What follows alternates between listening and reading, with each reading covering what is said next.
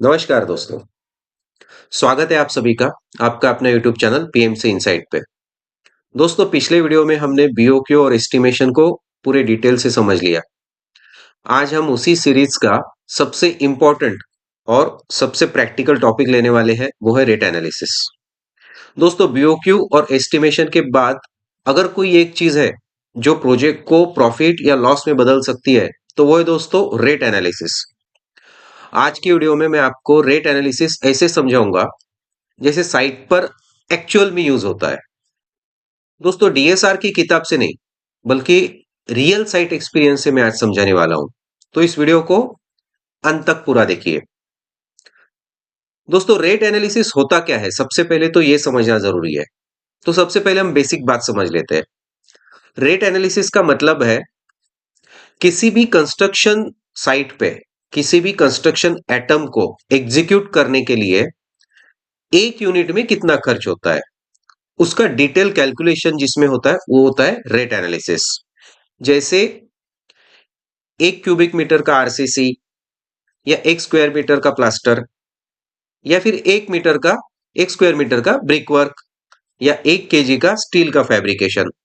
दोस्तों ये सब जो है रेट एनालिसिस में हमें ये बताता है सब कि कितना मटेरियल लगेगा, कितना लेबर लगेगा, कितना वेस्टेज हो सकता है, कितना ओवरहेड या प्रॉफिट होना चाहिए। और अंत में दो आता है जो है वो रेट, फाइनल रेट हमारा क्या होना चाहिए। दोस्तों गलत रेट एनालिसिस का मतलब है कि गलत बीओक्यू का प्रिपरेशन, और इसी का फाइनल एंड जो होता है इसका वो है आपका प्रोजेक्ट का लॉस। दोस्तों रेट एनालिसिस जो है वो हमेशा 5 पार्ट्स में किया जाता है। अब वन बाय वन हम लोग ये 5 पार्ट्स को समझेंगे कि हर एक पार्ट को हम किस तरीके से समझ सकते हैं। दोस्तों पहला पार्ट है मटेरियल कॉस्ट, जिसमें आता है cement, steel, sand, aggregate, bricks या टाइल्स, या जो भी कोई एटम आपका आपके बीओक्यू में होगा। एक एग्जांपल अगर समझे तो 1 क्यूबिक मीटर कंक्रीट में कितना सीमेंट लगेगा, कितना सैंड लगेगा, कितना एग्रीगेट लगेगा, इन सबको जब कैलकुलेट किया जाता है तो उसका एक फॉर्मूला होता है कि मटेरियल का क्वांटिटी इनटू उसका करंट मार्केट रेट, ये दोनों को मल्टीप्लाई करके हो जाता है मटेरियल का कॉस्ट। दूसरा पार्ट आता है इसमें दोस्तों रेट एनालिसिस में, वो है लेबर कॉस्ट।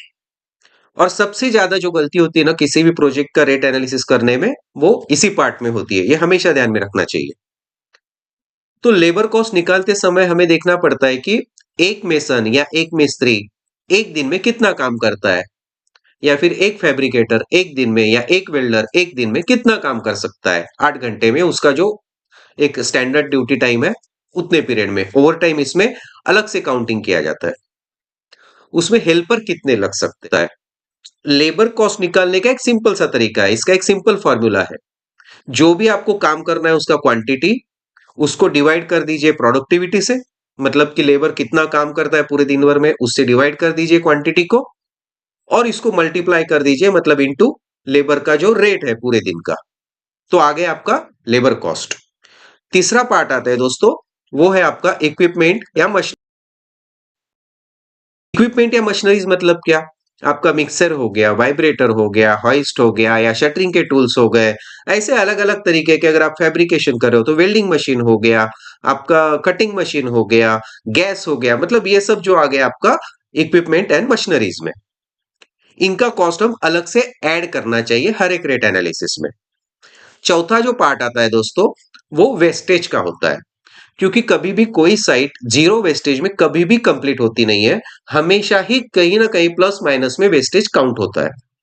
एक अगर एग्जांपल हम लोग देखें टिपिकली, तो सीमेंट का अगर वेस्टेज काउंट करें तो 2 से 3% नॉर्मली किया जाता है। स्टील का वेस्टेज होता है जनरली 3 से 5% तक।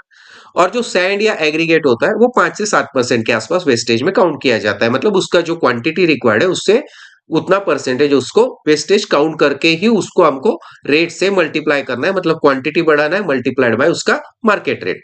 तो हमेशा वेस्टेज को भी ध्यान में रखना पड़ता है। जो पांचवा जो पॉइंट आता है दोस्तों रेट एनालिसिस में, वो है आपका ओवरहेड्स और प्रॉफिट। कॉन्ट्रैक्टर का प्रॉफिट।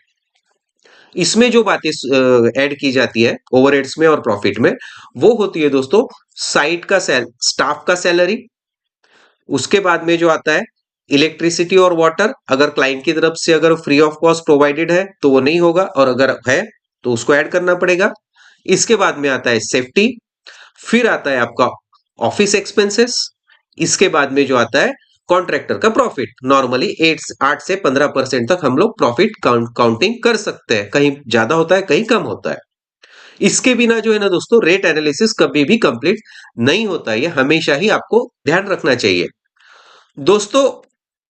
अच्छा, हमेशा एक गलत फहमी है लोगों में कि डीएसआर जो है वो डीएसआर ही रेट के लिए एक बाइबल है क्या? तो दोस्तों एक हमेशा ध्यान रखना चाहिए कि डीएसआर एक जस्ट एक रेफरेंस है। एक्चुअल मार्केट रेट्स और डीएसआर एक अलग होते हैं। डीएसआर को हमेशा रेफरेंस के तौर पे कंसीडर किया जाता है। तो दोस्तों एक सिंपल अगर आंसर हम देखेंगे तो टेंडर की स्टेज में जब ये आता है ना, जब ये बीओक्यू बन के एक बजटरी कॉस्ट निकालने के लिए जो यूज किया जाता है वो डीएसआर रेट्स कैलकुलेट किए जाते हैं। और जब एक्चुअल एग्जीक्यूशन में आता है वहां पे आपको मार्केट रेट का रियलिटी पकड़ के ही रेट एनालिसिस करना पड़ता है। तो डीएसआर को हमें कभी भी एज अ रेफरेंस ही पकड़ना चाहिए। उस दोस्तों अच्छा एस्टिमेटर कौन होता है? रेट एनालिसिस तो एस्टिमेटर ही करेगा। तो अच्छा एस्टिमेटर कौन होता है? एक छोटी छोटी मैं कुछ क्वालिटीज आपको बताता हूं जो एक एस्टिमेटर की होनी चाहिए। वो हमेशा ही जो है मार्केट का सर्वे करता रहता है, हमेशा ही मार्केट के जो रेट्स है वो अपडेटेड रहता है, हमेशा ही नया नया रेट्स लेने का वो कोशिश करते रहता है।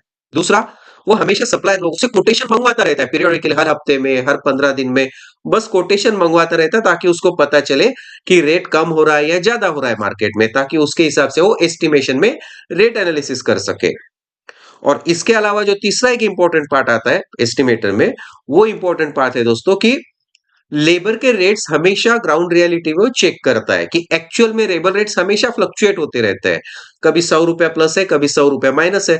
तो हमेशा ही जो एक अच्छा एस्टिमेटर है वो हर महीने में या हर 15 दिन में एक लेबर रेट्स का एक जनरल एक चेक करते रहता है कि भाई अपडेट करते रहता है कि लेबर रेट कब प्लस हो रहे हैं या माइनस हो रहे हैं, अभी का एक्चुअल रेट क्या चल रहा है। तो ये कुछ हो गई दोस्तों एक प्रैक्टिकल एग्जांपल से अगर हम समझते हैं रेट एनालिसिस को कैसे करना है, तो एक समझेंगे कि समझ लीजिए आपको 1 स्क्वायर मीटर का इंटरनल प्लास्टर करना है 12 mm थिकनेस का। अब इसके लिए मटेरियल क्या लगेगा? सीमेंट लगेगा आपका लगभग 0.15 बैग। इसके बाद आपका सैंड लगेगा लगभग 0.02 स्क्वायर क्यूबिक मीटर। इसके जो एक जनरल रेट में पकड़ रहा हूं, अगर हम सीमेंट का रेट पकड़ते हैं 350 रुपए पर बैग और सैंड का रेट पकड़ते हैं 900 रुपए पर क्यूबिक मीटर। तो दोस्तों मटेरियल की जो कॉस्ट आ गई, सीमेंट आ गया हमारा 52 रुपीज और सैंड आ गई हमारी 18 रुपए, जो हमें एक स्क्वायर मीटर के प्लास्टर के लिए लगनी है। तो लेबर रेट जो है आपका समझ लीजिए एक मिस्त्री और एक हेल्पर या एक मेसन एक हेल्पर, समझ लीजिए 1200 रुपए दोनों का मिला एक हाजिरी जाता है। कभी कम हो सकता है कभी ज्यादा हो सकता है, मैं अभी फिलहाल रेफरेंस के लिए 1200 रुपए पर डे पकड़ लेता हूं। उसके बाद में अगर इनका प्रोडक्टिविटी हमें काउंट करना है तो 10 स्क्वायर मीटर जो है आपका पर डे में, मतलब उनके रेगुलर स्टैंडर्ड वर्किंग आवर्स में जो 8 घंटे का होता है उसमें आपका 10 स्क्वायर मीटर के आसपास काम निकलता है। तो आपका लेबर रेट कितना हुआ पर स्क्वायर मीटर? 120 रुपए। दोस्तों अभी इसमें हमें वापस से ऐड क्या करना पड़ेगा? जैसे मैंने आपको 5 पार्ट्स बताए थे, एक है आपका टूल्स और इक्विपमेंट्स, रफली एक 10 रुपए पकड़ लेते हैं। वेस्टेज और ओवरहेड्स ओवरहेड्स 15 रुपए पकड़ लेते हैं। तो टोटल बेसिक कॉस्ट कितना हुआ आपका? 215 रुपए। कॉन्ट्रैक्टर का प्रॉफिट अब इसमें 10 रुपए ऐड कर दीजिए, 10%, सॉरी 10% ऐड कर दीजिए। 215 का 10% लगभग 21 रुपए या 21 रुपए, 21.5 रुपए। तो आपका फाइनल रेट क्या आ गया? 215 प्लस 21, 235 रुपए। तो दोस्तों आपका पर स्क्वायर मीटर का ये एक रेट एनालिसिस हो गया, जो एग्जांपल मैंने आपको बताया। रेट प्लस माइनस हो सकते हैं, इस तरीके से आपको वर्कआउट करना चाहिए, जो आपको लगभग 235 रुपए पर स्क्वायर मीटर आपका एक सिंपल लॉजिकल और प्रैक्टिकल रेट एनालिसिस तैयार हो गया।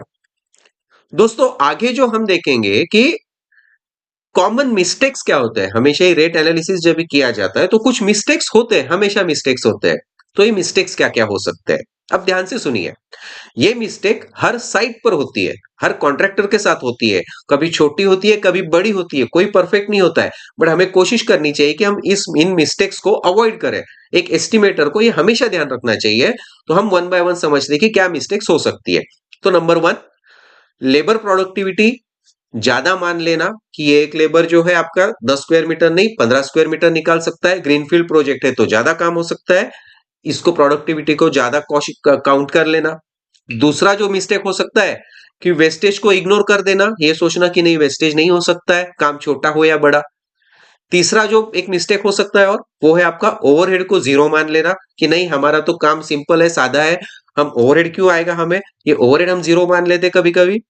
उसके बाद में जो है मार्केट रेट जो है एनालिसिस करने के टाइम पे अपडेटेड नहीं रहना। पुराने वाले जो हमारे पास में रेट है, जैसे मैंने आपको बताया एस्टिमेटर को हमेशा ही रेट के साथ में अपडेट रहना चाहिए। तो पुराने वाला जो भी डेटा है उसको यूज करके रेट एनालिसिस कर लेना, मतलब ओल्ड डेटा से उसको रेट में ऐड कर देना। अगर अभी फिलहाल बड़ा है तो फिर वो आपको लॉस में निकाल देगा।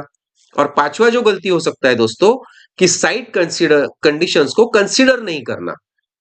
एक एस्टिमेटर को एस्टिमेशन करने से पहले हमेशा ही साइट को चेक करना चाहिए, साइट को समझ लेना चाहिए, वहां की जो क्रिटिकलिटी है, वहां पे काम करने के लिए जो भी आसान है, तकलीफ है, जो भी चीजें वहां पे साइट पे है, वो एक एस्टिमेटर को हमेशा ही रेट एनालिसिस करने से पहले समझ लेना चाहिए। तो ये एक पांचवी मिस्टेक हो सकती है। तो दोस्तों ये पांचों मिस्टेक जो है ना आपकी, ये आपके प्रोजेक्ट को लॉस पे डाल सकती है। तो इन मिस्टेक्स को हमेशा ही एक एस्टिमेटर को अवॉइड करना चाहिए। तो दोस्तों ये जो था मेरा रेट एनालिसिस जो मैंने आपको बताया, एक सिंपल एक ट्रेलर था, एक छोटा सा एग्जांपल मैंने आपको बताया कि कैसे रेट एनालिसिस किया जाता है। एक्चुअल प्रोजेक्ट मैनेजमेंट में हंड्रेड्स ऑफ एटम होते हैं, थाउजेंड्स ऑफ एटम होते हैं जिनका रेट एनालिसिस करना होता है। कैश फ्लो होता है, इसके अलावा बिलिंग होता है, वेरिएशंस जुड़ते हैं, बहुत सारी चीजें होती है जो रेट एनालिसिस में भी काउंट की जाती है। इसीलिए जो है दोस्तों, मैं आने वाले समय में जो है मैं अपना पीएमसी इनसाइट की तरफ से प्रोजेक्ट मैनेजमेंट का मास्टर कोर्स लॉन्च करने जा रहा हूं दोस्तों।